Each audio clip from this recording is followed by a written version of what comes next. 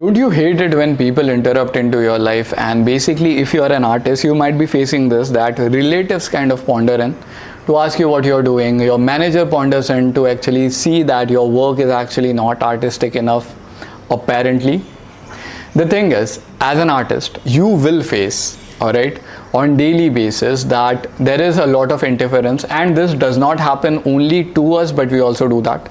So today's topic, today is 18th July, and the topic goes like this: each the master of their own domain. Now the way I started this video is saying that I hate it when people interrupt, and the reason is artists are by nature one of the most hard working species on earth. I can say that because we are consumed by what we are doing, we are consumed by what we are studying, we are even consumed by what we are thinking on a daily basis.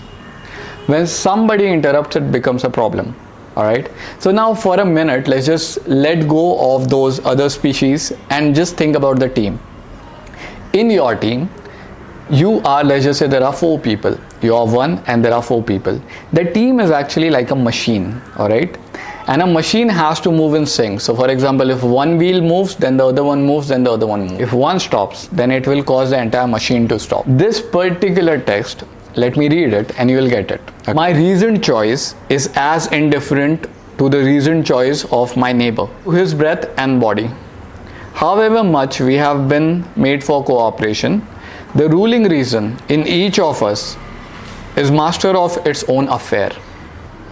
If this weren't the case, the evil in somebody else could become my harm, and God didn't mean for someone else to control my misfortune. Only I control my misfortune. Now, how does that go? Alright, there are 3 things that we need to understand from this. The first one is, when somebody else is working, let's start from outward and then we will build it inward. The first thing is, let's just say there is some other person, maybe your subordinate, maybe your superior, maybe your colleague, who is working with you. And artists have this problem that we become so tied to our work that we actually disrupt the workflow of somebody else.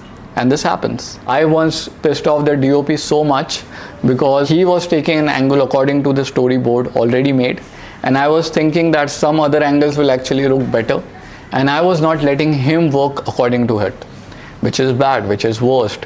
But yes, those were the days of being stupid. But the thing is, a lot of times I have been a culprit of that rather. But it also happens that a lot of time the other person is doing his work and we are so concerned what they will do with my work that we actually interrupt their flow.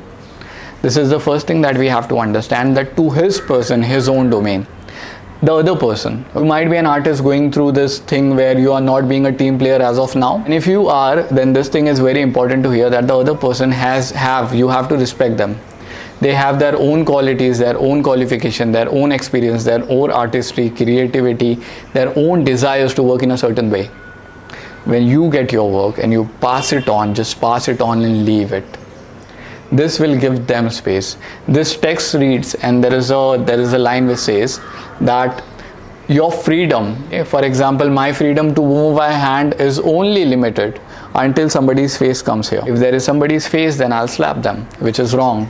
So my freedom ends where somebody else's freedom begins, and vice versa as well. So we cannot practice our freedom for our artistry on somebody else. We have to give them space.